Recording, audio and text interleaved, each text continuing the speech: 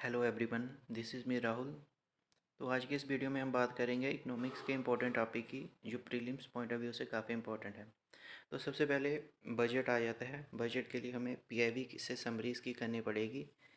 और बजट में specially focus हमें जो फाइनेंस मिनिस्टर अपने स्पीच में न्यूली स्कीम जो लॉन्च की गई हैं उनके बारे में बोलेंगे, जैसे हाइड्रोजन मिशन है, देन डेवलपमेंट फाइनेंस इंस्टीट्यूशन। तो जो ऐसे इनिशिएटिव हैं जो बजट स्पीच में उन्होंने बताए हैं उनके बारे में हमें पता होना चाहिए, उनके फीचर्स के बारे में पता होना चाहिए।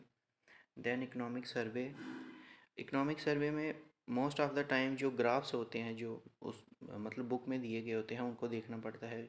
आप बुक से कर लो या किसी मतलब इंस्टीट्यूशन की पीडीएफ से कर लो तो वो भी चलेगा। उसमें ग्राफ्स सीखने होते हैं जिसमें आपको ट्रेंड एनालिसिस करना होता है लास्ट 10 ईयर्स का या फिर लास्ट 5 ईयर का। तो बेसिकली इसमें ग्राफ्स करने होते हैं। और कुछ चीज़ें ऐसी हैं जिसमें कोई डाटा ऐसा इंपॉर्टेंट है जो मेंस पॉइंट ऑफ व्यू से काफ़ी इंपॉर्टेंट है, तो उसको अभी आप कोड कर सकते हैं मेंस एग्ज़ाम के लिए। देन माइक्रो इकोनॉमिक्स के लिए जो हमारी 12th की एनसीईआरटी की बुक होती है वो करनी होती है। श्री राम आईएएस में अच्छे से कवर है। कुछ लोग रमेश सिंह को भी प्रेफर करते हैं, तो मैक्रो इकोनॉमिक्स काफ़ी इम्पोर्टेंट हो जाती है इकोनॉमिक्स में। देन बैंकिंग सेक्टर में क्या इशू चल रहे हैं, जैसे 81 बॉन्ड कैपिटलाइजेशन ट्रेंड की कितने अमाउंट गवर्नमेंट ऑफ इंडिया ने किस बैंक को रिकैपिटलाइजेशन करने के लिए दिए हैं। अभी रिसेंट ने आरबीआई ने लोन मॉरिटोरियम की स्कीम जो बैंक को मतलब डिफ़ॉल्टर थे उनको दी थी। न्यू टर्मिनोलॉजीज जो बैंकिंग सेक्टर में होती हैं, जैसे ऑपरेशन ट्विस्ट है, ओपन मार्केट ऑपरेशन, ऐसी जो चीज़ें जो नई नई चल रही हैं तो बैंकिंग सेक्टर में आपको पता होनी चाहिए। इसके लिए वो कोई भी आप पीडीएफ कंपाइलेशन यूज़ कर लेना हो तो उसमें देख लेना कि बैंकिंग सेक्टर में क्या चल रहा है। देन मॉनेटरी पॉलिसी रिलीज़ करते हैं। और बैंकिंग सेक्टर में मोस्ट ऑफ द टाइम जो क्वेश्चन होते हैं ना वो अप्लाइड होते हैं। जैसे मॉनेटरी पॉलिसी में बता देंगे अगर रेपो रेट इंक्रीज़ किया डिक्रीज़ किया तो उसका इम्पैक्ट क्या होगा, मल्टीप्लायर इफेक्ट क्या होगा उसका इकॉनमी का है, इस तरह से।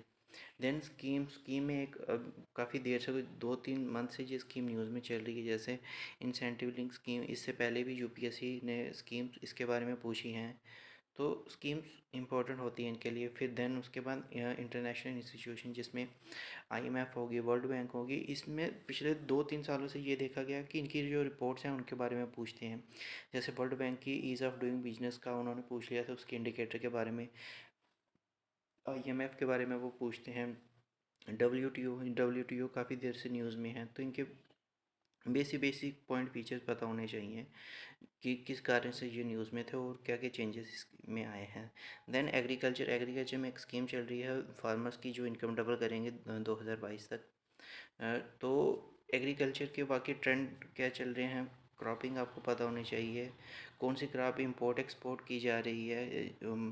मतलब पाम ऑयल जैसे हमें इंडोनेशिया और मलेशिया से लेते हैं, तो वो यूपीएससी एक दो बारी पूछ चुका है इसके बारे में। ट्रेड एंड इन्वेस्टमेंट के लिए जैसे अभी रिसेंट में बजट में इन्होंने अनाउंस करा है कि जो एफडीआई है उसको इंक्रीज़ करके 49 से 74 कर दिया है। ट्रेड इन्वेस्टमेंट का पता होना चाहिए। मॉरिशस, सिंगापुर, ये जहाँ से जो हमें मैक्सिमम अपना एफडीआई वगैरह जो भी मिलता है।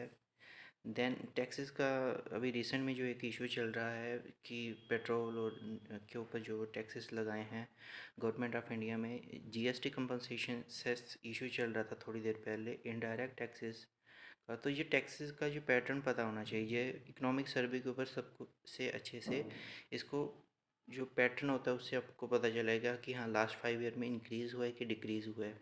फिजिकल पॉलिसी का जैसे FRBM एक्ट 2003, तो ये रिसेंट 2020 में भी उन्होंने एग्ज़ाम में इसका एक फ़ीचर पूछ लिया था। तो ये एक्ट काफ़ी ज़्यादा न्यूज़ में। और अगर आप न्यूज़पेपर डेली फॉलो करते हो तो आप देखोगे इस एक्ट के बारे में हर 2 या 3 दिन बाद इसकी बात हो रही है। Balance of payment, import export की कहाँ कौन सी कंट्री के साथ हमारा सरप्लस है या डेफिसिट में है, और कैपिटल मार्केट में। ये सबसे पहले आपको यही करना होगा बजट और इकोनॉमिक सर्वे।